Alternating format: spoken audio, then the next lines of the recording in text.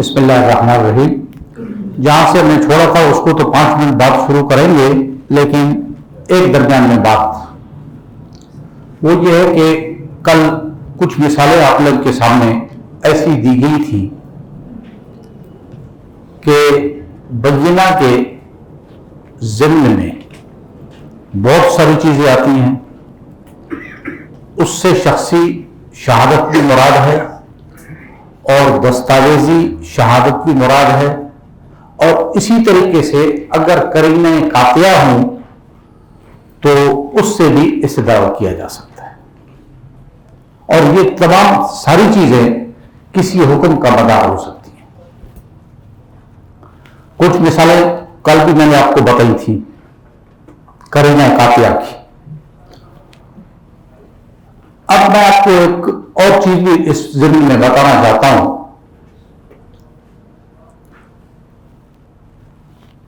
ہمارے یہاں ایک نظام تھا شریعت کے ساتھ ساتھ ٹریبونل کا بھی. اس میں کچھ رواجی فیصلے بھی ہوتے تھے. کبھی پھر ضرورت محسوس ہوتی تو ان مقدمات کو پھر قاضی کے پاس بھجوا دیا جاتا. تو اس ٹریبونل میں کوئی بھی واقعہ ہو جائے، اور اتنا بڑا زبردست انصاف تھا اس ٹریبونل میں کہ اس کی مثال بہت کم ملتی ہے. اس میں کیونکہ اس نظام کے اندر بقول سید شوکت، جس کا میں نے رات کو حوالہ دیا، اس نے کہا کہ بلوچستان کی عدالتوں میں نہ تو آپ کو باہر بیٹھے ہوئے ٹوٹی اینکوں والے منشی ملیں گے اور نہ کالے کوٹ اور پتلون والے وکیل ملیں گے. اسی وجہ سے بالکل سادہ سیدھا انصاف لوگوں کو مہیا ہو جاتا ہے. تو رکاوٹ جو ہے در حقیقت یہی چیزیں ہوتی ہیں، ٹوٹی ہوئی اینکوں والے منشی اور کالے کوٹ اور پتلون والے وکیل. اگر کوئی وکیل بھی ہو تو ناراض نہ ہو، میرا خود بیٹا بھی وکیل ہے، ایسی بات نہیں ہے. بات سمجھ گئے جی؟ وہ ہمارے کل ایک وکیل صاحب تشریف لا رہے تھے 2 دنوں سے، آج وہ آئے یا نہیں آئے؟ ابھی تک نہیں آئے کیونکہ اس کا لازم ملزوم نہیں آیا. وہ ایک مولوی صاحب ہوتے ہیں نا کالے امامہ کے ساتھ، اور وہ کالے پینٹ پتلون کے ساتھ، دونوں ماشاءاللہ اکٹھے آتے ہیں. تو وہ اگر نہیں آئے تو اس کا مطلب وہ بھی نہیں ہے. اچھا، تو اس ٹریبونل میں فرض کرو کوئی چوری کا معاملہ پیش ہوا. اب چوری کے معاملے کے اندر بلوچستان کا وسیع عریض علاقہ، تو اس میں سب سے پہلے سراغیوں کو بلایا جاتا تھا. سراغ رساں، کتے نہیں، آدمی، کہ بھائی آپ ان کے یہاں پر دیکھیں کہ یہ چور یہاں سے آئے ہیں، انہوں نے چوری کی ہے، تو آپ یہ دیکھیں. وہ آتے اور دیکھتے. بسا اوقات تو ان کی اتنی مہارت ہوتی کہ وہ نام ہی بتا دیتے کہ یہ فلاں چور کا ہے. اور حضرت اگر میں آپ لوگوں کو ان کے واقعات بتاؤں تو آپ حیران ہو جائیں گے ان کی مہارت کے. یعنی ایسا بھی ہوا کہ ایک جگہ پہ یہ غلہ رکھا ہوا تھا. غلہ سمجھ رہے ہو؟ گندم. وہ کسی نے چرایا وہاں سے، کیونکہ غلہ جو رکھا جاتا ہے تو زمیندار جو ہوتا ہے مالک، وہ اس کے پاس ایک مہر ہوتی ہے، میرے پاس بھی ہے، اس پہ اس کا نام لکھا ہوتا ہے. غلہ کو جو برابر کرتے ہیں تو وہ مہر ایسے لگا دیتے ہیں. اس کو کہتے ہیں ٹھپا. سمجھ گئے نا جی؟ اب وہ صبح کو آئے گا تو مالک وہ چیک کرے گا کہ یہ ٹھپا ٹوٹا ہوا تو نہیں ہے. نہیں، ٹھیک. اگر ٹوٹا ہوا ہے تو اس کا مطلب یہ ہے کہ اگر اس سے اتنا بھی غلہ اٹھا لیا جائے تو وہ سرخ جاتا ہے. وہ ٹھپا کیا ہے؟ ٹوٹ جاتا ہے. وہ بتاتا ہے کہ یہاں پر چوری ہوئی ہے. ابھی تک لوگ ٹھپا لگاتے ہیں، اپنے نشانات کرتے ہیں اس کے. تو سراغ رسان کو جب لے آئے، ڈاڈا خان نام تھا اس کا، محمد مشتاق، खोसो बलोच कबीले से ताल्लुक रखता था, माहिर। निशानात एक कदम को उसने देखते हुए उस ग्रोथ के रईस को बुलाया और कहा कि पर्देदारी का मसला है, ये औरत के निशाने कदम है। नहीं समझ में आया। और फिर ये भी मैं अपने फन के लिहाज से आपको बताऊं कि यह औरत हामिला ही है, क्योंकि हामिला चलने में उसमें और गैर हमल में फर्क होता है। और वो कहता था कि हर 40 मील पर लोगों का चलना मुख्तलिफ है। मैदानी इलाके का आदमी दूसरे तरीके से चलेगा, पहाड़ी आदमी अलग चलेगा। 80,000 का हमारा पिंडा है, यानी करिया है, बस्ती है बड़ी, 80,000 की आबादी तो है। तो वो कभी कभी उसने कहा कि मैं जब देख लेता हूं कि भाई ये कदम तो हमारे इलाके के नहीं है, तो वो उसका पीछा करता है कि ये आदमी कौन है, कहां आया हुआ है। कल चोरी हो जाती है तो जिम्मेदारी जिसके पास आया है तो उसकी होगी। तो ये चलते चलते चलते हुए वहां पर पहुंच गया तो देखा चारपाई पड़ी हुई है, एक आदमी बैठा हुआ है। मेजबान भी बाहर निकला तो उसने कहा आ जाओ भाई जरा बैठो, बस कहते मैंने बस देख लिया ये आपका मेहमान है, बस ठीक है। अब क्या मतलब कि अगर वो किसी भी नीयत से वहां पर आया है और कोई जुर्म करता है तो उस मेजबान को भी पता है कि ये दादा खान ने इस आदमी को देख लिया है। और सब बात समझ गए, यानी इतनी महारत। अच्छा, फिर ये महारत ऐसे नहीं, अभी आप अगर में से कोई भी मुशाहिदा करना चाहता हो, हम वहां पे एक मौका रखते हैं और आ जाओ देखो कि किस तरीके से वो आपकी शिनाख्त करते हैं। बाकायदा। अच्छा, फिर इसमें क्या होता था, ये करारे काफिया की बात कर रहा हूं, ये भी एक करीना है। 2 नंबर जिस आदमी की चोरी हो गई, 2 मोतबर वो मुंतखब करता और 2 दूसरा तरीक, 4 मुअज़्ज़िज़ीन और 1 गवर्नमेंट का नुमाइंदा, ये 5 आदमी बैठते। समझ गए जी। अभी तो मोबाइल के दौरान सब कुछ है, उस वक्त तो कुछ भी नहीं था। अब किस तरीके से अंदाजा लगाया जाए कि इस सुरागे की ये बात जो है बिल्कुल दुरुस्त है, 100% दुरुस्त है। इसकी जांच का क्या तरीका होना चाहिए? आपके दिमाग में कुछ आ रही है बात? कैसे? ये नहीं, अभी ये बातें तो हैं, ये तो हमारा दावा है, हम इसको साबित किस तरीके से करें कि वाकई ये जो है एक सही राय पर पहुंचता है। करीना कातिया तो है, लेकिन हमें ये कैसे पता चले कि उसका इम्तिहान लिया जाए? मौलवी साहब ने बहुत अच्छी बात कही कि उसका इम्तिहान लिया जाए। अब इम्तिहान में हजरत क्या तरीकाकार है? वो ये है कि 2 मुअज़्ज़िज़ीन, 2 यहां से और 1 गवर्नमेंट का नुमाइंदा। यहां पर क्या करते थे? 1 2 3 4 5 6 7 8 9 10 साफ जमीन जिसको झाड़ू लगाया जाता और इनको कतार में खड़ा किया जाता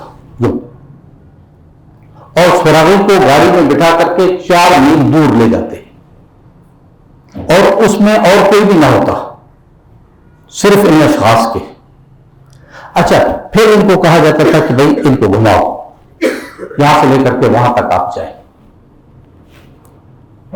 अब इसमें कसदन जिस आदमी का जिक्र उस सुराग रसान ने किया था उसका नहीं किया जाता। मेरी बात समझ गए जी? अब यहां पर एक कागज तहरीर किया जाता कि पहले नंबर पे मौलवी को बिठा खड़ा किया गया, दूसरे नंबर पे इसको, तीसरे पे इसको, चौथे उसको बुलाया जाता है, भाई अभी इन रमदात में से बताओ कि जिस आदमी का आप नाम लिया था वो कितने नंबर पर है। फौरन देखने के बाद वो कहता इनमें कोई भी नहीं है। और सब बात समझ गया ना जी? क्योंकि अल्लाह ने जो इंसान की एक हरकत है, घूमने फिरने का अंदाज है, हर आदमी का अलग है।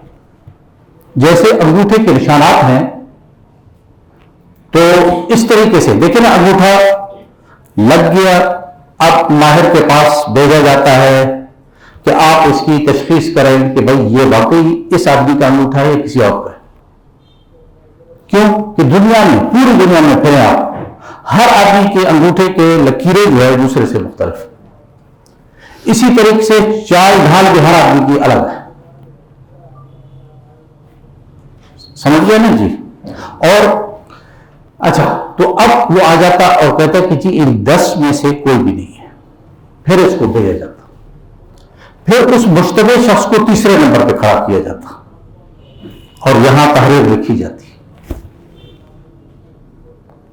واپس جب لاتے اس کو، ہاں بھائی ابھی دیکھو،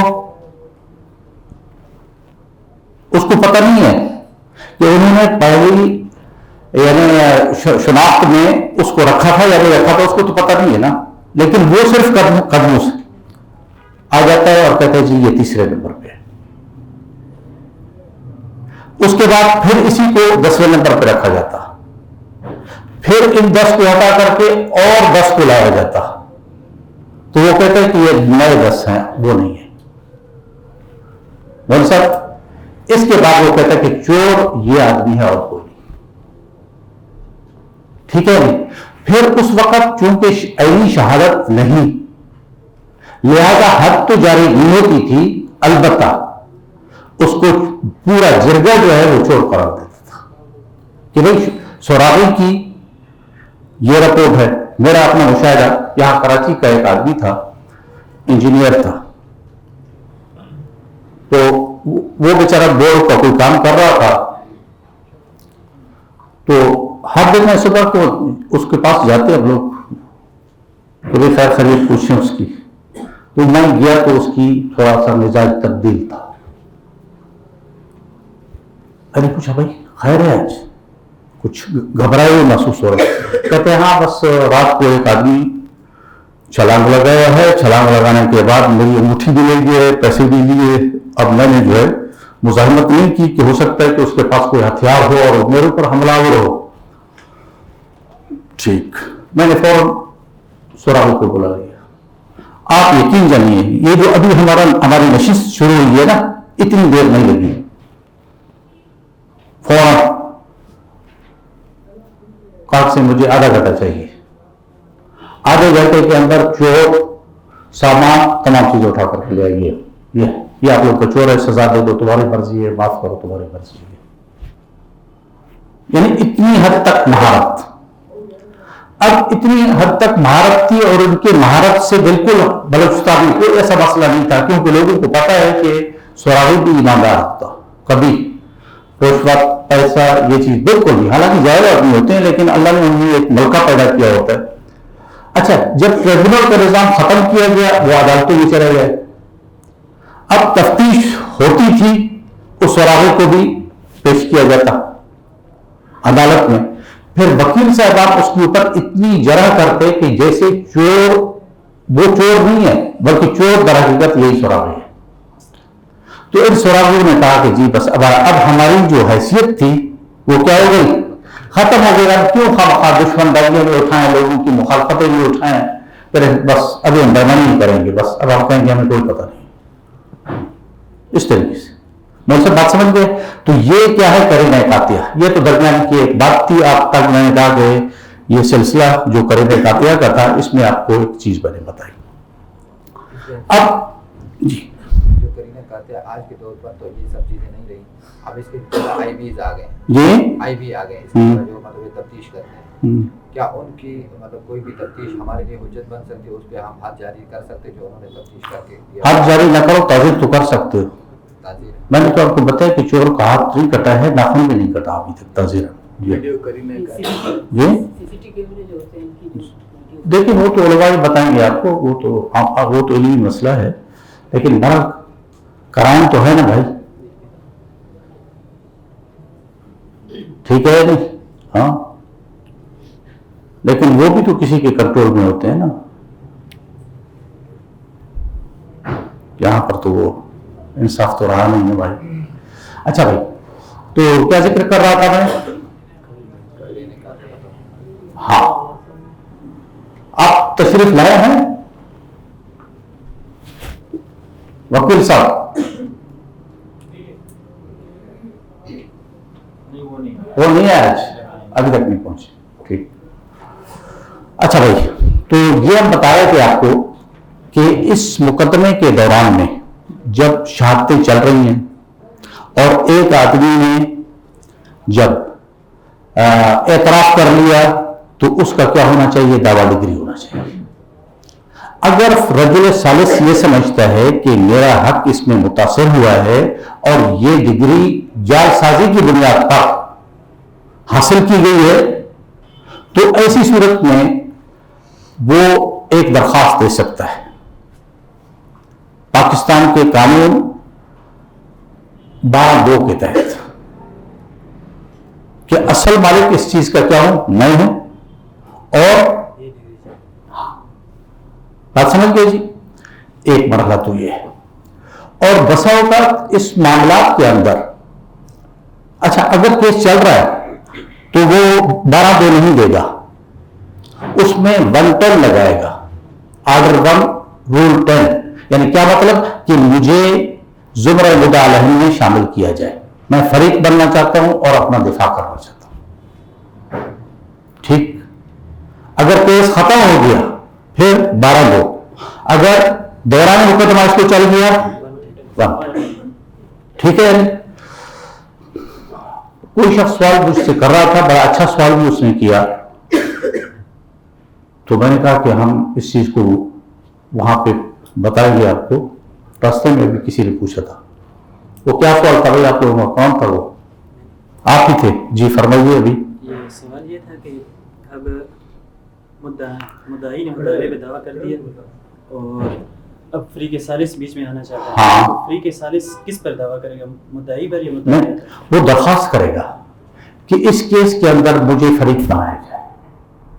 अब फरीक में जाहिर है कि मुद्दा अलैहि बनेगा, मुद्दई को हुक्म दिया जाएगा कि ये एक मुस्तहक और पैदा हुआ है, लिहाजा आप अपने दावा में तरमीम करके इसको शामिल करें, इसको हक दे दें कि ये भी अपना दिफा करे।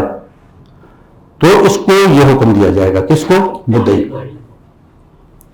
और आप उम्मन मुद्दा अलैहि की लिस्ट में शामिल हो जाएंगे। जैसे पहले एक मुद्दा अलैहि था तो अभी आप दूसरा। ये और बात है कि इसका मौक़िफ़ अलग है और आपका मौक़िफ़ अलग। ठीक है नहीं? और एक इस मामले के अंदर इस दावा के साथ साथ एक दरखास्त भी लगाई जाती है, लेकिन पुराना जमाना तो वो रहा नहीं, जब काजी असर के बाद बैठ जाता था उम्मन और मगरिब से पहले सारा गुज़ार हो। जाहिर है इतने वक्त लगता है। अभी जब आप खानगी फैसले करते हैं उसमें घंटा 1.5 घंटा बहुत बड़ी बात है। हाँ, कोई लंबा चौड़ा हो तो उसके लिए कोई टाइम रखा जाता है या 6-8 घंटे लग जाते हैं, लेकिन अगर मुख्तसर से मामला, उम्मन साफ सुथरे मामला होते हैं, बहुत कम चीजों पे निज़ा होता है, उनको हल करना कोई बड़ा मसला भी नहीं होता, तो वो 1 घंटे में हल हो जाता और फिर एक कागज उसका तहरीर किया जाता एक ही सफ़े में कि इसका दावा ये था और इसने ये जवाब दावा पेश किया, इस पर बैना आया या इसके पास बैना नहीं था, हमने इसको हलफ देकर के आजाद कर दिया इसकी तलब पर। समझते हैं जी? अब जाहिर है कि ये मामला चलते ही रहते हैं जब तक आपकी जिंदगी है, बल्कि जिस दिन आप मुकदमा दाखिल करते हैं तो आपको ये हुक्म होता है कि आपने दावा तो लाया है लेकिन अपने मुर्सा की फेहरिस्त आपने पेश नहीं की। ये कानून में है जी। वर्षा की तो दावा के साथ होती है कि मैंने ये दावा किया है ना, तो मेरे इतने वारिस हैं, और फिर उसमें आखिर में एक नोट दिया जाता है कि वारिस नंबर 1 मेरी फौतीदगी की सूरत में वारिस नंबर 1 अदालत को आकर के मुतला करेगा। ये भी होता है उसमें। क्यों? उनको पता है कि पूरी जिंदगी में ये हल होने का मसला नहीं, और बहुत छोटी चीज पर दावा शुरू होकर के उस पर 20 गुना ज्यादा अखराजात हो जाते हैं, लेकिन ला हासिल फिर भी बैठ करके उसका फैसला किया जाता है। समझ गए ना जी। अभी आप सिविल कोर्टों में जाएं, डिस्ट्रिक्ट कोर्टों में जाएं, देखेंगे आप 30 वो मुकदमा 30 साल 40 साल सुप्रीम कोर्ट तक गया, फिर वापस आ गया कि जी ये तुष्ण तहकीक है अभी तक इसमें, फिर एक नई तहकीक का सिलसिला शुरू हो जाता है। रिमांड रिमांड का कोई मसला हल होता नहीं। और सब बात समझ में आ गई। तो इस दावा के साथ साथ एक दरखास्त होती है जिसको कहा जाता है हुक्म इम्तिनाई। ये अरबी का लफ्ज है, ठीक है जी। अगर अंग्रेजी में आप कहेंगे तो यह कहा जाएगा कि सिटी ऑर्डर। बात समझ गए जी। अब सिटी ऑर्डर इसका फिकह के अंदर भी वजूद हमें मिलता है। इसकी बहुत सारी मिसालें हैं। छोटी सी एक मिसाल दे दूं। एक शख्स ने बीवी को तलाक दी, लेकिन मान नहीं रहा कि मैंने तलाक दी। बीवी के लिए अलग से भी कोई रहायश का इंतजाम नहीं है, वहीं रह रहे हैं। अब काजी के पास मामला है तो काजी क्या करेगा? फुकहा ने लिखा है अमीना अजूजा इनके दरमियान मुतय्यन कर देगा। और इसको किस चीज से ताबीर किया जाता है? हाइलत के साथ का, कि दोनों के दरमियान ये हाइल बनेगी और मामला जूं का तू रहेगा, इसमें कोई गड़बड़ वगैरह पैदा नहीं की जाएगी। जिस तरीके से मामला चल रहा है यह ऐसे ही रहेगा। पढ़ा है ना? याद आ रहा है? कुछ आ रहा है? यही बात। अब बिल्कुल बेअनी ही ये हुक्म इम्तिनाई, इसका मतलब भी यही है जैसे ये है। इसमें क्या होता है और उसके फवायद क्या है? मसलन देखें, मौलवी साहब की जायदाद थी, जैसे कल मैंने आपको मिसालें दी। जायदाद मौलाना की है और गवर्नमेंट का महकमा आया और उन्होंने कहीं से कुछ लेकर के ये जायदाद किसके नाम कर दी? ठीक है नहीं? अच्छा, इसके नाम पे आपने दावा किया, समझ रहे हो, कि भाई ये जमीन है मेरी, लेकिन रिकॉर्ड किसके नाम पर है? इसके नाम पे। अब आपको ऐसी सूरत हाल में एक दावा के साथ साथ एक दरखास्त भी देनी पड़ती है कि इस मामले में क्या किया जा रहा है? हुक्म इम्तिनाई जारी किया जाए। हुक्म इम्तिनाई इस मजमून का कि जो पोजीशन जैसे है वैसे रहे। उसका फायदा क्या होगा कि देखें, इसने देखा कि जमीन तो मेरे नाम पे आ गई, अब शायद मौलवी साहब मुझे न छोड़े तो मैं जाकर के वो मौलाना पर फरोख्त करूंगा। ये जाएगा उस पर फरोख्त करेगा, रिकॉर्ड उसके नाम पे करेगा, इसके नाम पर तो कुछ है ही नहीं, दावा का कोई फायदा रहेगा और इस केस का इतलाक उस पर होगा नहीं। अगर फर्ज को अदालत से हुक्म इम्तिनाई होगा कि जिस तरीके से रिकॉर्ड है और जैसे है वैसे रहे, तो इसका बड़ा फायदा होगा कि मजीद लोग भी इस दावा में मुलविस नहीं हो सकेंगे और रिकॉर्ड भी अपनी हालत में इसके नाम पर होगा। अगर इसने साबित किया तो इसके नाम पर कर दिया जाएगा, वरना तो उसके नाम पर वैसे भी है। आप समझ गए? इसी का नाम क्या होता है? स्टे ऑर्डर और हुक्म इम्तिनाई।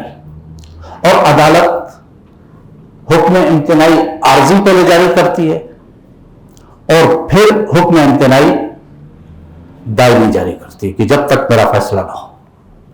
आगे बात समझ में? और उस हुक्म इम्तिनाई के अंदर 15-15 दिन की तोसी होती जाती है हर वक्त। ये बात स्टे ऑर्डर की आप लोगों ने समझी है या नहीं समझी? आप समझ रहे समझी? अदालतों में यानी हर इनकार की सूरत में सही जी, यानी मसलन कोई शौहर जो है, हाँ, वो तलाक देने के बाद इनकार करता है जी कि मैंने कोई तलाक नहीं जी, यानी हर इनकार करने वाले शौहर जी इस तरह की ये लागू होता है।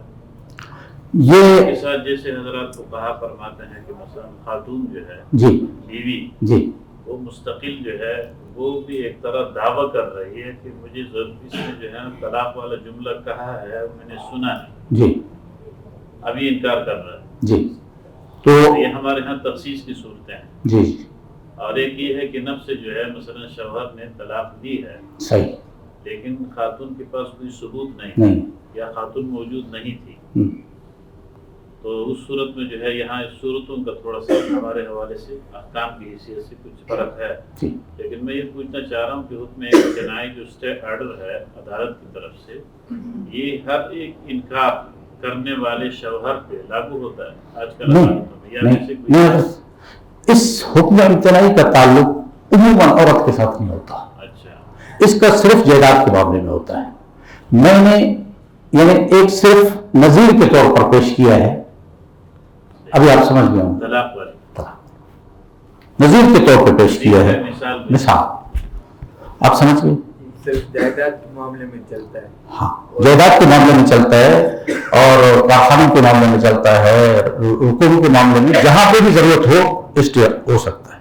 اور اس کی بہت بڑے فوائد ہیں۔ یعنی وہ زر والی جو جی اس میں چلتا ہے، بالکل، زر ہاں مالیات صحیح، اور خصوصاً زمین کے معاملے میں اسٹے آرڈر کا ہونا بہت ضروری ہے۔ مسئلہ دیکھیں نا، اس کا ایک اور بھی فائدہ ہے، زمین آپ کے قبضے میں ہے، اس کے نام پر ہو گئی، اب آپ اسٹے آرڈر لیں گے کس نوعیت کا کہ مدعا علیہ کو اس وقت پابند کیا جائے کہ وہ غیر قانونی طور پر مجھ سے قبضہ حاصل کرنے کی کوشش نہ کرے۔ ابھی سمجھ گئے بات کو؟ تو یہ نہیں ہوگا کہ چار بندے آ کر کے اٹھائے اور آپ کو باہر پھینک دے اسٹے آرڈر کی موجودگی میں، کیونکہ اسٹے آرڈر ہو گیا، آپ بدستور اپنی جگہ پر رہیں گے، جو پوزیشن ہے جو کی تو رہے گی۔ تو اس میں وہ آرڈر لکھا جاتا ہے، عدالتیں آرڈر لکھتی ہیں، مثل پیش ہوئی، مدعی حاضر ہے اور مدعا علیہ کے نام نوٹس جاری کیے گئے، جہاں تک درخواست آرڈر 39 رول 1(2) کا تعلق ہے، یہ آرڈر 39 کا ضابطۂ دیوانی پاکستان کے تحت جو ہے یہ اسٹے ہوتا ہے، جہاں تک درخواست زیر آرڈر 39 رول 1(2) کا تعلق ہے، حکم صادر کیا جاتا ہے کہ متداویہ حکم امتناعی عارضی عبوری صادر کیا جاتا ہے کہ متداویہ جوں کی توں رہے، اس کے اندر کسی قسم کا تغیر و تبدل نہ کیا جائے، یعنی جو موجودہ پوزیشن ہے اس کو ہم برقرار رکھتے ہیں۔ یہ اس کا آج کل بہت ساری صورتیں یہی ہوتی ہے، مثلا میں نے پلاٹ خریدا، جی کام شروع کیا، کرایا، آگے اسٹے آرڈر آ گیا، باہر گیا جی، تو وہ وہاں پر پوزیشن ویسے رہے گی، یعنی اس میں مدعی کا بھی نقصان نہیں ہے، مدعا علیہ کا بھی نہیں، جو جیسے پوزیشن ہے وہ ایسے ہی رہتی ہے۔ بات سمجھ گئے جی؟ اس میں تھوڑا ایک سوال ہے، ابھی کسی زمین کو یا پلاٹ کو اسٹے آرڈر آ گیا، اس میں تعمیرات کام ہو رہا تھا جی ابھی یہ ہے کہ انہوں نے ایک چال ایسی کھیلی کہ مطلب کوئی مکان بنا رہا تھا، اس پہ پتہ چلا کہ آج اسٹے آرڈر آ گئے، انہوں نے راتوں رات ہی اس کو ایک منزل پورا کر کے کمپلیٹ کر دیا، جی۔ اس صورت میں کیا کیا جائے؟ یا ایسی زمین جس دیکھو راتوں رات اگر پورا کر لیا ہے تو جو کا تو رہے گا جیسے ہے، ہم نہ عمارت کو ابھی گرائیں گے اور نہ آپ کو کام کرنا دیں گے، یہ تو آپ کی سستی تھی کہ رات اس کو چھوڑا کیوں، رات کو عدالت کھلوا لیتے، وہیں سے آرڈر لیتے اور پہنچ جاتے، بھائی یہ ہے آگے سمجھ نہیں بات، ہاں ابھی عمارت کو گرائیں گے تمہیں، اگر اسٹے آرڈر کے بعد جو ہے نا کوئی اس میں وہ کرے وہ توہین عدالت، اس کے لیے باقاعدہ دفعہ ہے کہ وہ عدالت کی توہین کرتا ہے۔ سمجھ گیا جی؟ یہ جو حکومت کی زمینیں ہوتی ہے اس میں جو مطلب عوام یہ جگہ مطلب کچھ بناتے فلیٹ وغیرہ کچھ بھی، وہ بھی مطلب اس میں بھی اسٹے آرڈر جاری ہو سکتا ہے، مطلب جو فلیٹ بنانے والا ہے وہ اسٹے آرڈر لے لیں، مطلب گرائے نہیں کوئی اس کو، یہ بھی ہو سکتا ہے، اسٹے ہر حالت میں لے سکتا ہے، ہر آدمی کو، پاکستان کے ہر آدمی کو حق حاصل ہے کہ وہ اسٹے لے، سب کے لیے۔ بات یہاں تک بات سمجھ گئی؟ یعنی چلتے ہوئے سلسلے کو بٹھا دیں، جی یہ ہر ایک کو حق حاصل ہے، بعد میں دیکھا جائے گا۔ ہاں بعد میں دیکھا جائے گا، اور جب بیٹھ گئے تو پھر وہ فیصلے پر بھی بیٹھ جائیں گے، کیونکہ انگریز کے جو بھی قانون ہے اس میں کوئی فیصلہ نہیں ہوتا، اس میں صرف لوگوں کو یہ کیا جاتا ہے کہ پریشان کیا جاتا ہے تاکہ یہ لوگ دوڑ کر کے تھک جائیں اور تھکنے کے بعد بیٹھ کر کے اپنا خود فیصلہ کریں، اس کے علاوہ اس کی کوئی حیثیت نہیں۔ جو موجودہ نظام ہے تقریباً، الا ماشاء اللہ کوئی صاحب قسمت ہو جو جلدی سے اس کا فیصلہ عدالتوں سے نکل کے آئے، ورنہ یہ بہت مشکل ہے. ٹھیک ہے. اچھا، اب ان مقدمات کے دوران ایک اور چیز بھی ہو سکتی ہے، وہ جو ہے کہ مسئلہ دو آدمی ہیں، آپ لوگ، آپ ہیں، مولوی صاحب ہیں، آپ دونوں شریک تھے، ایک دوسرے کے سہیل تھے. آپ لوگوں نے اس دوران میں کوئی آپ کا دونوں کا اختلاف ہوا. اب اختلاف کی صورت میں ایک صورت تو یہ ہے کہ ہم آپ کی اس کوچ کو جو یہاں سے لاہور جاتی ہے اس کو بند کر دیں، ایک صورت تو یہ ہے. اور دوسری صورت یہ ہے کہ اس کو چلایا بھی جائے اور اس میں دونوں فریقوں کا نقصان بھی نہ ہو. تو اس کے لیے اگر کوئی فریق درخواست دیتا ہے عدالت کو تو عدالت اس میں مناسب حکم کے طور پر ریسیور مقرر کر سکتی ہے. ریسیور سمجھتے ہو؟ میاں خانہ، اور اگر آپ نہیں سمجھ رہے تو امین، میاں جی یعنی درمیان خانہ، نہ آپ کے پاس نہ اس کے پاس، یہ دونوں آپ لوگ بیٹھے رہو، دو مولاؤں کے درمیان میں مر گئی حرام، ابھی تیسرے کے حوالے کر دیں. ایسے ہو جاتا ہے. آپ دونوں بتاؤ کس کو ملے گی؟ جی آپ کے پاس. اچھا، اس کا طریقہ یہ ہے کہ پاکستان کا جو قانون ہے اس وقت، یہ آرڈر 40 کے تحت ریسیور کی درخواست دی جاتی ہے. کس کی درخواست؟ ریسیور مقرر کرنے کی. پھر عدالت شخص ثالث کو ریسیور مقرر کرتا ہے اور اس کو ہدایت جاری کرتا ہے کہ یہ کوچ آپ کی نگرانی میں چلے گی، یا یہ کارخانہ آپ کی نگرانی میں چلے گا، یا یہ زمین جس کی آمدن آ رہی ہے آپ کی نگرانی میں ہوگی، اور اس میں جو ضروری اخراجات ہیں وہ بھی آپ کرتے رہیں، اور باقی جو آمدن ہے اس کا بھی الگ اپنے پاس حساب رکھیں، اور اس سلسلے میں آپ کے لیے اتنا معاوضے کا عدالت کی طرف سے تقرر کیا جاتا ہے. بات سمجھ گئے جی؟ اور یہ معاوضہ درمیان سے نکلے گا آپ کا. باقی آپ پوری دیانتداری کے ساتھ ان کی آمدن کو بھی لکھیں گے، اس پر جو اخراجات ہیں ملازمین کے دوسرے وہ بھی لکھیں گے، اور ہر 15 دن کے بعد عدالت کو رپورٹ پیش کریں گے. مولانا بات سمجھ میں آ گئی؟ یہ کیا ہے؟ ریسیور. ابھی حکم امتناعی بھی آپ کو سمجھ میں آ گیا. ون ٹائم کا مطلب سمجھ میں آ گیا. ون ٹائم سمجھ گیا نا جی؟ آرڈر 1 رول 10 یعنی مجھے ضروری فریق شمار کر کے شامل دعویٰ کیا جائے. ٹھیک ہے جی؟ اور 12(2) بھی سمجھ میں آ گیا کہ جہاں پر فراڈ اور دھوکے سے ڈگری حاصل کی گئی ہو، جو معترض شخص ہے وہ اس کے خلاف رجوع کر سکتا ہے. اور سب بات سمجھ میں؟ اچھا، اور ایک مرحلہ جی فرمائیے. سر یہ جو 110 میں آپ لوگوں نے جو تیسرا فریق ہے اس کو مدعا علیہ بنایا، حالانکہ بظاہر وہ تو مدعا ہے جی، اور اس پر مدعا کی تاریخ بھی ثابت ہے. صحیح. کیونکہ اگر وہ چھوڑنا چاہے تو چھوڑ سکتا ہے، اس پر کوئی جبر نہیں کیا جا سکتا. صحیح. وہ خلاف اظہار کی بھی دعوت. ٹھیک. اب اس سے پوچھا جائے گا کہ اگر آپ فریق بننا چاہتے ہیں یا نہیں. دیکھیں ابھی آپ کے پاس قبضہ آپ کے پاس تھا اور یہ دونوں آپس میں کیس لڑ رہے تھے، تو ایک لحاظ سے دیکھا جائے تو اصل مدعا ہے آپ کا، جو آپ کو ان لوگوں نے بائی پاس کیا. اسی وجہ سے آپ کو مدعا بننا چاہیے اور دفاع کرنا چاہیے کہ یہ چیز میرے قبضے میں ہے، اس کے قبضے میں کدھر ہے، یہ میری ملکیت ہے، میرے پاس دستاویزات ہیں. تو ایسی صورت میں بہتر تو یہی ہے کہ مدعا بنا جائے. لیکن اگر آپ کا شوق مدعی کی بننے میں آتا ہے یا بعض ایسی چیزیں آ جاتی ہیں جس میں آپ کو مدعی بننے کی ضرورت ہے تو آپ مدعی بن جائیں. اگر آپ کے پاس قبضہ نہیں ہے تو آپ فریق مدعا میں بنے، آپ کو کوئی فائدہ نہیں ہے. یہ میں آپ کو بتا رہا ہوں. جب قبضہ نہ ہو، آپ کے پاس ہے ہی نہیں، تو آپ کے پاس قبضہ ہے، آپ کے پاس کاغذات ہیں، آپ فریق مدعا بنے اور دفاع کریں. آپ عدالت سے کیا مانگتے ہیں؟ کچھ نہیں مانگتے, صرف اپنا دفاع کر رہے ہیں. تو اسی وجہ سے آپ کو مدعی کے بجائے کیا بننا چاہیے؟ مدعا بننا چاہیے. بڑی کام کی بات. یہ تعین تو قاضی کرے گا کہ یہ مدعا نہیں, کچھ تو آپ کے بھی تو اختیارات ہیں, اتنا مجبور بھی نہیں ہے نا قاضی کے سامنے. آپ خود بھی اپنے آپ کو اندازہ تو لگا سکتے ہیں کہ قبضہ آپ کا ہے نہیں ہے. دیکھیں, اگر آپ کے پاس قبضہ نہیں ہے اور آپ کہتے ہیں کہ قبضہ میرا ہے اور آپ فریق مطالعہ بن گئے, اب آپ کل یہ نہیں کہہ سکتے کہ میرے پاس قبضہ نہیں ہے, مجھے قبضہ دلاؤ, کیونکہ آپ جھوٹ بول رہے ہیں.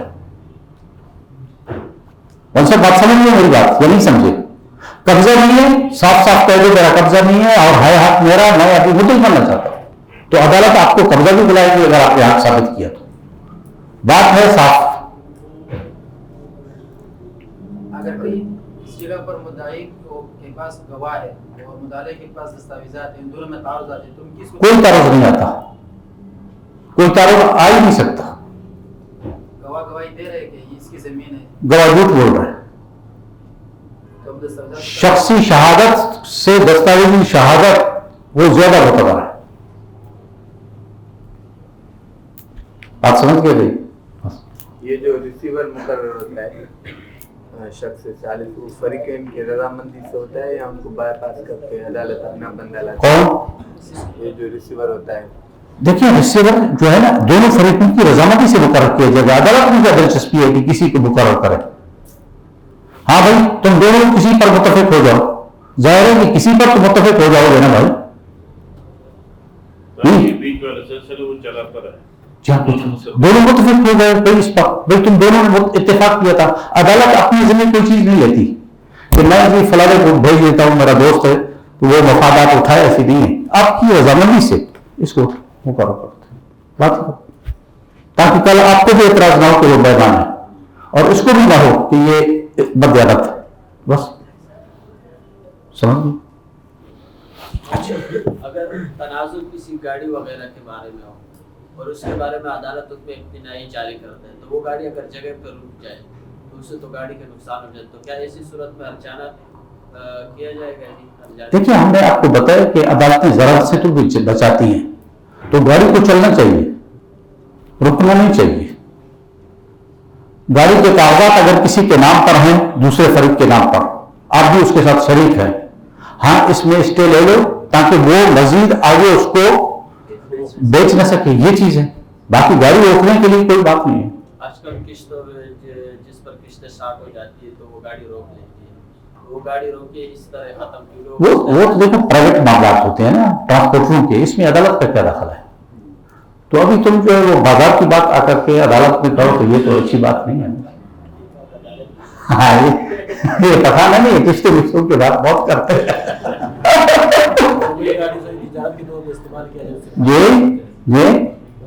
گاڑی ہے لیکن تجارت کے طور پر استعمال کیا جائے, جو فائدہ حاصل ہو رہے ہیں اس ٹریلر کے بعد, اس کا کیا ہوگا؟ میں نہیں سمجھا اس بات کو. جیسے یہ گاڑی ہے نا سر جی, ہاں, اسٹے حکم جاری ہو گیا ہے, کیوں اسٹے ہوگا؟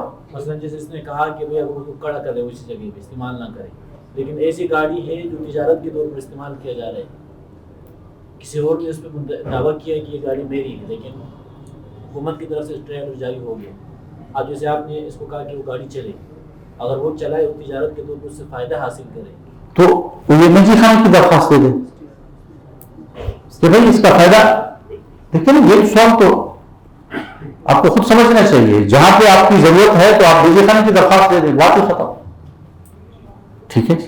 اچھا, یہ اگر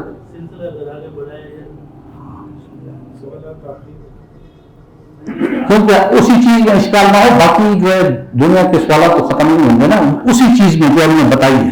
جی, جیسے ہمارے یہاں زمینیں بکتی ہیں نا, تو عام طور پر اسٹمپ پیپر کی ذریعے, ہاں, تو اب جس کے پاس اسٹمپ پیپر ہے وہ دعویٰ کرتا ہے, اور جس کے پاس اسٹمپ پیپر نہیں ہے وہ بھی دعویٰ کرتا ہے. ہاں, آپ کو جس نے بیچی ہے وہ غلط بیچی ہے, ہاں, تو ہم اس میں مدعی کا تعین کیسے کریں کہ مدعی میں کون ہے؟ تو اس کے ساتھ آپ کو کیس لے اور اس کا منٹوں میں تعین کر دیں گے انشاءاللہ. فتاوی میں آ جاتا ہے, ہم اس تعین کے لیے. تو استفتاء میں ابھی بھی ایک آیا ہوا ہے، وہ میں آپ کو بتا دوں گا. ابھی ہم نے لکھا ہوا ہے، اس کا جواب بھی لکھا ہوا ہے، کہیں سے کسی دوست نے لایا ہے، اس میں بھی مختلف صورتیں ہیں. فلاں پڑا ہوا ہے، ایک نے کہا کہ جی ہم نے فلاں سے لیا، یعنی استفتاء کی باتیں ہیں. باقی آپ مجموعی طور پر مسئلے کو سمجھ لیں. اچھا، ساتھیوں کو کچھ ساتھیوں کا اصرار تھا کہ پھر تحکیم کے مسئلے میں زیادہ علماء کو ضرورت پڑتی ہے، تو اس سلسلے میں بھی بات ہو.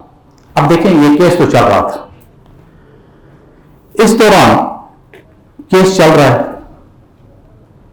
عدالت کے فرائض میں سے ایک یہ بھی ہے کہ صلح کی کوشش کریں. مول صاحب آپ کا وکیل صاحب نہیں ہے آج؟ اچھا، ہاں میں نے کہا اس کو بلا لیتے ہیں نزدیک تاکہ اس سے بھی استفادہ کیا جائے.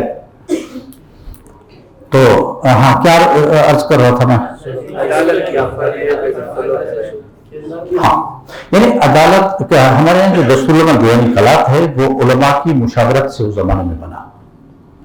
اسی وجہ سے اس کے اندر بہت ساری، کل اس کے 27 دفعات ہیں، 30 صفحے ہیں اس قانون کے، اور دفعات کل اس کے کتنے ہیں؟ 27، لیکن مؤثر بہت. ایک اس میں یہ ہے کہ فریقین سے جب دعویٰ جواب دعویٰ کے بعد قاضی ان کے مابین صلح کرنے کی کوشش کرے گا. قاضی خود کوشش کرے گا کہ ان کے مابین صلح، لیکن صلح ایسا ہونا چاہیے کہ جس میں حلال چیز کو حرام نہ کرنا پڑے اور حرام کو حلال نہ کرنا پڑے. اور سب بات سمجھ میں آ گئی؟ اچھا، اب یہ مسئلہ تھا کہ بھئی بعض ہمارے علماء کی رائے یہ آئی تھی کہ قاضی صلح کیسے کرائے گا. تو سب سے بڑے قاضی جو تھے وہ حضور صلی اللہ علیہ وسلم تھے. اللہ کے نبی نے، یہ محدثین حضرات ماشاءاللہ بیٹھے ہوئے ہیں، اللہ کے نبی نے کوئی شور سنا تو وہ اشارہ دے دیے، حضرت ایسے ہی ہے، ٹھیک ہے نہیں کہ اس پر صلح کرو. چنانچہ صلح ہو گئی. صلح کے اندر دونوں فریق آپس میں خوش بھی ہوتے ہیں اور یہ صلح پائیدار بھی ہوتی ہے.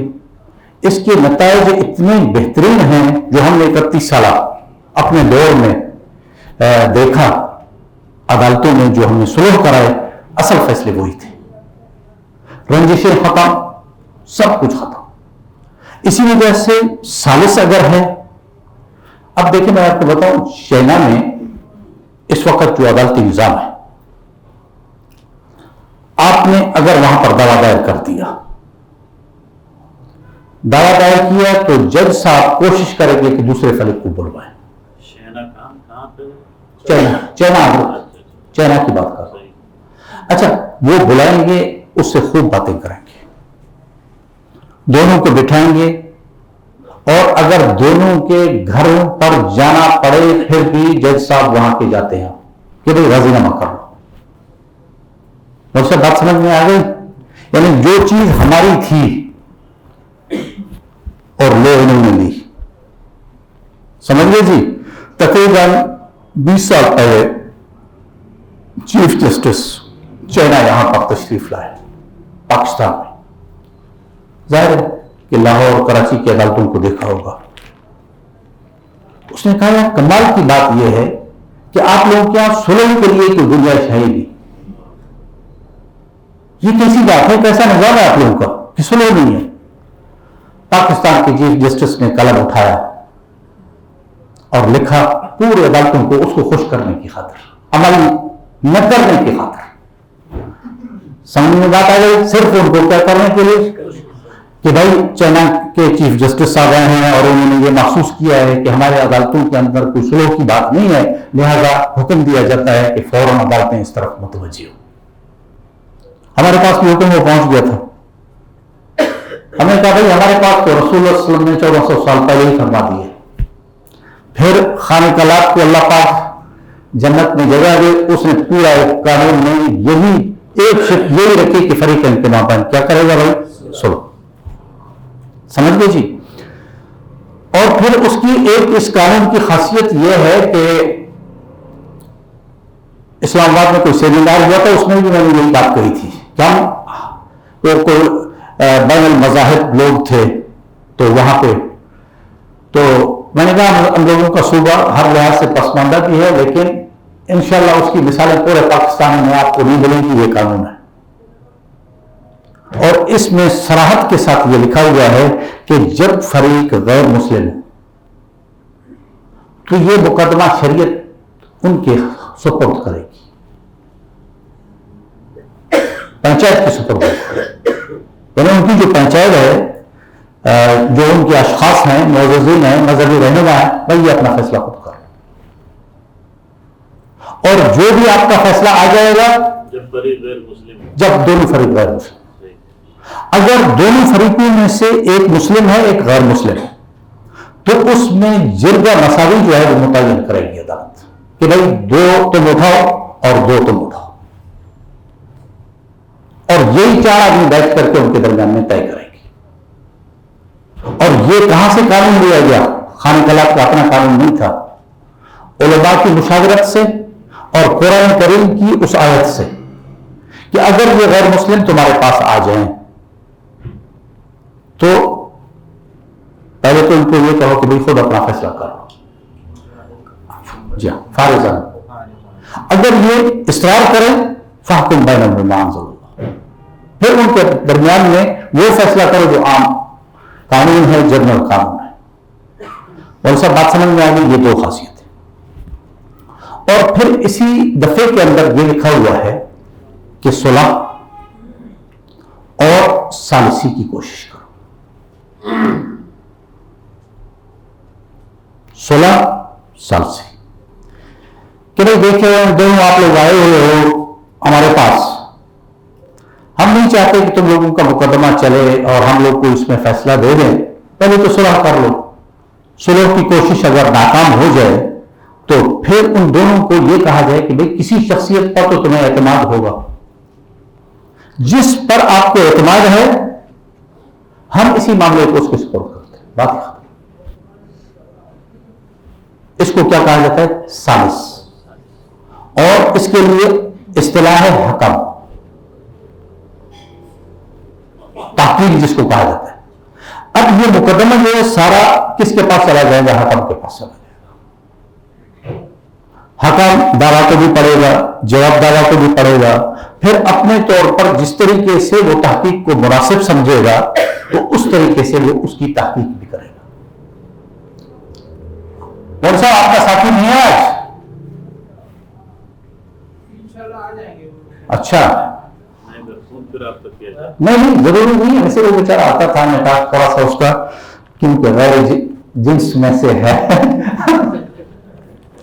تو اس کا کچھ حکم جو ہے وہی محکم جی جو ہمارے ہاں فقہ میں ہے، محکم جی جی بالفتح جی جی،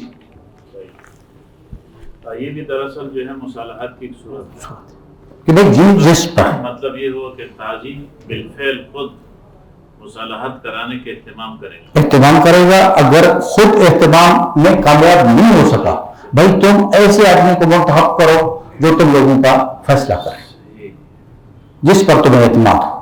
اگر دونوں نے کسی پر اعتماد ظاہر کیا، ہاں بھائی کس پہ اعتماد کرتے ہو؟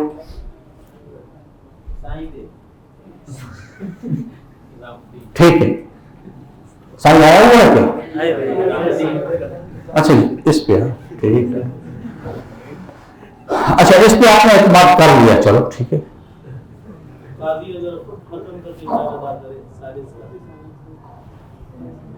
اس کو مناسب نہیں ہے، اس کو مناسب نہیں ہے، وہ ایک گورنمنٹ کا کی طرف سے فیصلہ کرنے کے لیے قاضی خود متکلم ہے جی۔ بھائی اگر آپ دونوں کے نزدیک کوئی شخص معتمد ہے جی تم دونوں کو اس پہ اعتماد ہے، بسم اللہ، بسم اللہ، ٹھیک ہے۔ یہ طریقہ یہ جو حکم ہوتا ہے وہ مسالت کا پابند ہے یا فیصلہ کرنے کا، یا دونوں کا؟ دیکھیں بات ساری اختیارات کی ہوتی ہے۔ اگر اس کو یہ اختیار دیا گیا کہ جو چاہو ہمارے درمیان میں صلح ثالثی کر لو، ظاہر ہے کہ اس کو اختیارات گورنمنٹ کی طرف سے نہیں ہوتے، اس کے اختیارات آپ کی طرف سے ملے ہوئے ہوتے ہیں، ٹھیک ہے جی؟ تو جس طریقے کے اس کو اختیارات ملے ہوئے ہیں اس طریقے سے وہ فیصلہ کرے گا۔ حکم کے لیے جو ہے نا لیکن ان کی رضامندی ضروری ہے کہ وہ دونوں راضی ہوں. ظاہر ہے. لیکن قاضی جس کو مقرر کرے تب ان کی رضا نہیں, قاضی کیوں مقرر کرے گا؟ دیکھیں میں آپ کو بتاؤں, قاضی کوئی چیز اپنے ذمہ نہیں لے گا. نہیں سمجھ میں؟ آپ نے پہلے بھی یہ بات کہی. بڑی اہم بات ہے. جی ہاں, قاضی تو کوئی چیز نہیں, کیونکہ غیر جانبداری کا تقاضا ہے. قاضی کا دامن جو ہے بالکل صاف ہونا چاہیے. یہ وہی اصول ہے. سمجھ میں بات آئی. ہماری ریاست میں ایسے لوگ بھی تھے, مسجد میں قاضی نماز پڑھ رہا ہے, آیا نماز کے لیے دیکھا کہ ایک مدعی آیا ہوا ہے اور مدعا نظر نہیں آ رہا, تو مدعی سے کہا نکل جاؤ دوسری مسجد میں. اگر وہ ڈٹ جاتا کہ جی یہ تو خدا کا گھر ہے, کہتا ہے اچھا خدا کا گھر ہے میں جا رہا ہوں, تو وہ قاضی وہاں سے نکلا ہے, دوسری مسجد میں جا کر نماز پڑھی ہے.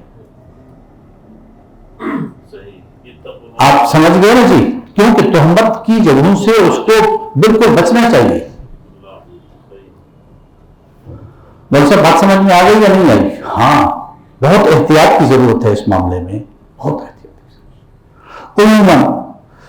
اور پھر میں نے رات میں بتایا تھا کہ جب اللہ سے آدمی مدد طلب کرتا ہے تو, اور پھر خاص کر قاضی, تو اللہ اس کی رہنمائی کرتے ہیں. بہت دفعہ ایسا ہوا ہے قاضیوں کے ساتھ کہ کیس پڑھ لیا, فیصلہ لکھنے بیٹھ گئے, طلب ہو گئی, چل بھی گئی, ایسے بھی ہوا. نہیں سمجھ میں؟ تو انہوں نے سوچا کہ کچھ مسئلہ ضرور ہے. واپس انہوں نے 2 رکعت اللہ سے پڑھی اور پھر رجوع کیا تو معاملہ مختلف تھا. جو چیز پہلے اس کے سامنے نہیں آ رہی تھی وہ آ گئی. جب لکھنا شروع کیا تو قلم چلنی شروع ہو. بشرطے کہ اللہ پاک ان لوگوں کی مدد کرتا ہے جو اللہ کا خوف رکھتے ہیں. سمجھیے گا. عبد المجید شاہ ہمارے دادا صاحب کے بعد جو ہے ہمارے خاندان میں چونکہ قاضی نہیں عالم نہیں رہا, تو انہوں نے ہمارے ایک رشتہ دار کو عبد المجید شاہ کو, دیوبند سے فاضل تھے, ان کو وہ کیا کر دیا قاضی. تو وہ کسی معاملے میں, کیونکہ یہ سول معاملات ایک سمندر کی طرح ہے, ہر مسئلے کی ایک نوعیت ہوتی ہے, تو تھوڑا سا مطلب پریشانی رہی, سو گئے تو اللہ کے نبی نے آ کر کے خواب میں بتا دیا کہ بھائی فلاں کتاب کو اٹھا لو, اس میں آپ کو اس کا جواب مل جائے گا. چنانچہ اس طریقے سے, یعنی پھر وہ فرمایا کرتے تھے کہ دیکھو اگر اللہ کا خوف ہو اور آدمی کو, تو رسول اللہ بھی آ کر کے اپنے شریعت والوں کی مدد کرتے ہیں. اور سب بات سمجھ میں آ گئی یا نہیں ہے؟ ہمارے یہاں یعنی ہزاروں قسم کے اس کے, یہ مولانا میر پوری صاحب تھے جس کا میں بتا رہا ہوں, پوری زندگی جو ہے کہیں باہر نہیں گئے تھے, اپنے گھر میں ہی پڑا تھا. ایک چھوٹا سا دیہات ہے بھرپور, اور وہ سرکاری قاضی نہیں تھے بلکہ اعزازی قاضی تھے, گورنمنٹ سے تنخواہ وصول نہیں کرتے تھے. اور خانہ کلات عقیدت میں اس کے پاس جاتا تھا, جو وزیر اعظم ریاست کا بھی اور خانہ کلات بھی. ٹھیک ہے, تو اس کا تکیہ کلام یہ تھا کہ کسی آدمی کو بھی مخاطب ہوتے تو کہتے تھے بے وقوف کیا حال ہے.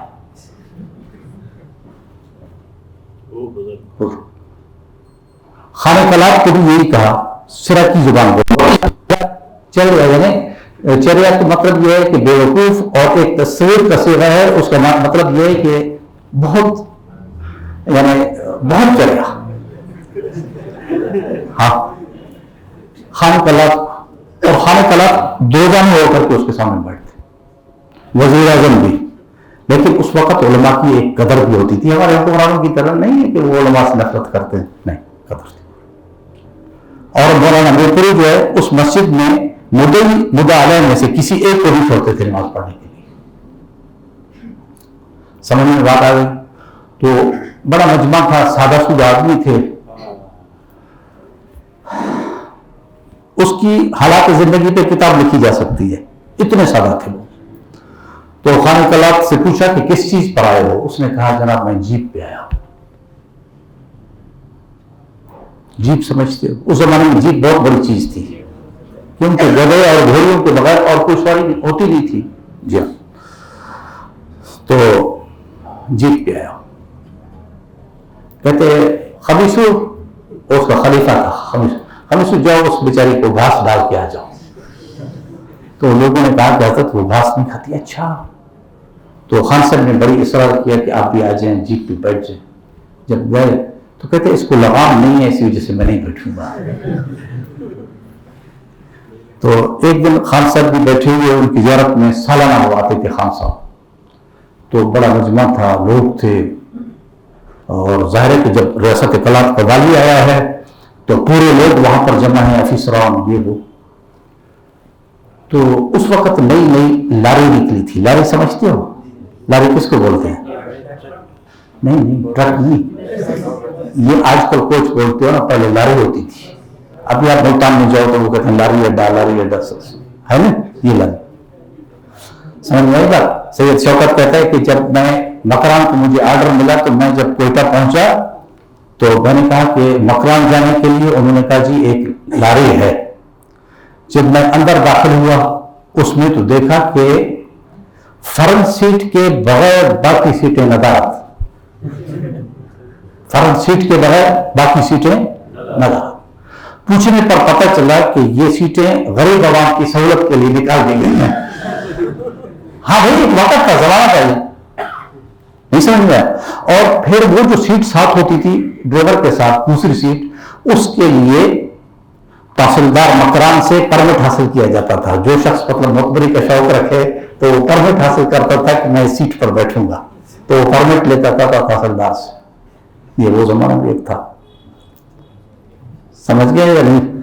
हाँ, शुक्र करो भाई इन नेमतों पर जो आजकल मुयस्सर हैं। लगाम नहीं है जी, लगाम नहीं।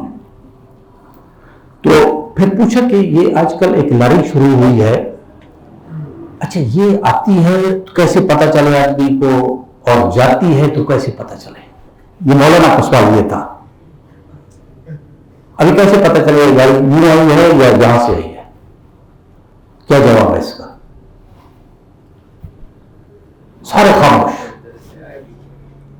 तो उसका एक सादा भाई था, वो खड़ा हो गया कि जी मुझे पता चलता है। कहते कैसे? कहते जब आती है तो कहती पापा, और जब चली जाती है तो कहते पिपी। लोगों ने कहा, आप समझ गए? वो एक हमारे यहाँ फजल अली थे, बेचारे बूढ़े आदमी थे, ये वहां पर किसी मुहासिब थे, मुहासिब का बड़ा ओहदा होता है।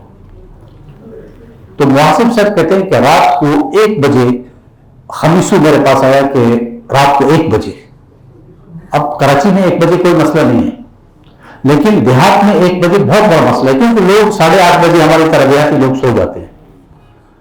1 बजे आया, क्या है भाई? कहते मौलाना बुला रहे हैं। मौलाना को बड़ा रोज होता था, कहते भाई मौलाना को कोई शिकायत अल्लाह माफ करे किसी ने जरूर की है कि रात को 1 बजे मुझे बुला रहा है। कहते मैं गया, एक वो लालटीन उठाया, रोशनी करता करता वो वहां पहुंचा तो मौलाना मस्जिद में बैठे हुए। कहते फजल भाई मैंने आपको बुलाया है कि अब्दुल सलाम अक्लमंद है या अब्दुल गनी अक्लमंद है? समझ गए जी? अब्दुल सलाम उसका बेटा है और अब्दुल गनी जो है उसका भतीजा है। तो कहता है कि मैंने सोचा कि उसको बता दूं कि जिस चीज पर रोटी पकाई जाती है उसका नाम क्या होता है? तवा। तो कहते मैंने दिल में ये सोचा कि ये कह दूं कि एक तवे का ऊपर वाला हिस्सा है और एक नीचे वाला, यानी दोनों में बहुत कम फर्क ही होता है, दोनों बेवकूफ हैं। दिल में कहते दिल में यही बात आई, लेकिन मैंने मौलाना को खुश करने के लिए कहा कि जी अब्दुल सलाम बहुत अक्लमंद है। अच्छा, तो कहते हैं अच्छा ये बाजार में भी लोग कह रहे हैं। अब बाजार क्या थी? 4 दुकान थे पूरे उस जमाने की, 4 छोटी छोटी दुकान थी। कौन सा शारे फैसल था वहां पर कि लोग उसकी अक्लमंदी के तस्करे कर रहे हैं, सिर्फ 4 दुकान में से। अच्छा, कहते बाजार में भी लोग कह रहे हैं कि हाँ जी बाजार में भी लोग कहते हैं। बस कहते मैंने आपको इसलिए बुलाया था कि आपसे पूछ लूं, ये जो है कुछ केले आए हैं सिंध से, ये आप ले जाए अपने लिए। फिर वो केले उठा करके मुझे दे दिए। केला नहीं होता, आप समझ गए बात को? तो इस तरीके से, और फैसले आप के उसके देखें। मौलाना अफगानी लिखता है कि रियासत कलात में इससे बढ़कर ईमानदार और काबिल तरीन शख्सियत कोई नहीं है, आप अंदर उसी मौलाना के मुताबिक, लेकिन इंतहाई सादा। और मेरे वाले साहब कहा करते थे कि उसने कसबन अपने आप को सादा बनाया था ताकि लोग भागे मुझसे। आप समझ गए, क्योंकि मैं फैसले करता हूं अगर सादा न बनाऊंगा तो लोग मुझे तंग करेंगे ना, बस मैं अपने आपको उसने खामखा ये किया हुआ था। वाले साहब मेरे यही कहते थे कि बहुत होशियार आदमी था, लेकिन उसके किस्से जो है सादगी के बड़े मशहूर हुए, और इसलिए कि भाई दीवान आदमी है, इसके नजदीक मत जाओ, बस फैसले के लिए जाओ, बस वहां में मत जाओ। तो लोगों की को इसमें वो करने के लिए। अच्छा, टाइम हुआ तो नहीं गया जी? टाइम है ना जी? अच्छा, तो अभी एक मसला ये बता रहे थे हम कि इस मुकदमे के दौरान अदालत ये कोशिश करती है, अगर अदालत कहीं कोशिश नहीं करती, दोनों फरीकों के दरमियान कोई एक साले आदमी आकर के उनको राजी करता है कि चलो भाई आप लोग अपना तस्फिया मुफ्ती साहब से करा दो, मुफ्ती साहब ही फैसला करेंगे, क्या इन अदालतों में आप चक्कर काटते रहेंगे। दोनों राजी हो गए। और से बात समझ में आई, पाकिस्तान के कानून में इस किस्म की कोई पाबंदी आयद नहीं है कि अगर आपका मुकदमा किसी अदालत में है और आप सालिस मुकर्रर नहीं कर सकते, ये कोई पाबंदी नहीं। बल्कि अंग्रेजों के जमाने का एक एक्ट भी नाफिज है। मैंने आपको बताया कि हम खुद कफील हैं, किस लिहाज से, कवानीन के लिहाज से उसकी कोई तादाद हम बता नहीं सकते कि कितनी उनकी तादाद है, कोई नहीं। तो सालिसी एक्ट भी है। सालिस की मना है हकम, तहकीम, उसके लिए बाकायदा एक्ट भी है। तो उसके तहत आपने अदालत को दरख्वास्त देनी होती है कि जनाब अली, हम फरीकैन में बाहमी रजामंदी के साथ मौलाना मुफ्ती मोहम्मद आसिफ साहब को सालिस मुकर्रर किया है, लिहाजा मुफ्ती साहब मौसूफ जो भी हमारे माबैन फैसला होगा, लिहाजा हमें सालसी फैसले की इजाजत दी जाए। ठीक, अब दोनों फरीक मौजूद हैं और आपके पाकिस्तान की जो भी अदालत है कभी ये नहीं कहेगी आपको कि भाई आप सालिस न रखें। जब आप दोनों सालिस पे मुत्तफिक हैं, ठीक, बाकायदा अदालत एक लेटर जारी करेगी सालिस के नाम। जब इन्होंने तारीखी तौर पर लिख दिया, जैसे ये तारीख है कि हम अपने तरफ से फला आदमी को सालिस मुकर्रर करते हैं, तो अदालत उसको एक लेटर जारी करती है कि आपको इस मुकदमे के अंदर सालिस मुकर्रर किया गया है, लिहाजा क्या करें भाई, आप दोनों फरीकों के दरमियान फैसला करके अपना तहरीरी फैसला हमें भिजवा कर अदालत हाजा को मुत्तले फरमाएं। आप समझ गए? आप भी समझ गए? अब सालिस ने जो भी फैसला कर लिया वो तहरीरी तौर पर अदालत को भिजवाएगा। अब इन अदालतों में फिर आगे तरीकाकार यह है कि दोनों फरीकों को नोटिस जारी किया जाता है। नोटिस का मतलब यह है कि यह फैसला सालिस ने भिजवाया है, अगर आप लोगों को इस फैसले के खिलाफ कोई एतराज है तो 15 दिन के अंदर अंदर अपने एतराजात दाखिल करो।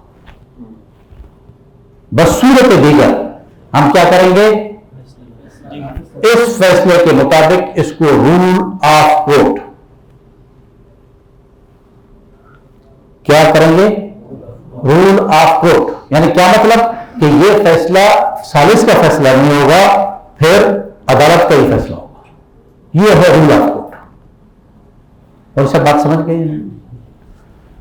कोई ध्यान तो नहीं इस मामले में? हाँ, अभी कोई की हैसियत किस तरफ चली गई? जी बिल्कुल मुहक्कम बिल्कुल कि अगर मुहक्कम के किए हुए फैसले पे जी आप हजरात के तहफ़्फ़ुज़ात हैं तो बिस्मिल्लाह बिस्मिल्लाह 15 दिनों में जाता हूँ। अच्छा मुराफ़ा जी सही। तो हमारे यहाँ जो इस्तिलाह मुराफ़ा की इस्तेमाल होती है वो ऊपर की अदालत के लिए होती है, सही। जैसे मजलिस शुरा है जैसे हम फिक्र में भी हम यही जा सीखते हैं पढ़ते जा और इब्तदाई में मुद्दई मुदाल है और जो अदालत अपील होती है उसमें मुराफ़ा गुजार मुराफ़ा अलग सही। Appellant respondent. अभी समझ में आ रही है आपको क्या अपीलांट किसको कहेंगे? आप कहते हैं अंग्रेजी जानता हूँ क्या आपका शागिर्द कह रहा था कि कुछ अंग्रेजी भी होनी चाहिए। मैंने कहा अंग्रेजी मुझे भी नहीं आती है। वो एक बुराई को ने किसी को पकड़ लिया था, हिंदू को, कहीं नहीं समझ में आया, पहाड़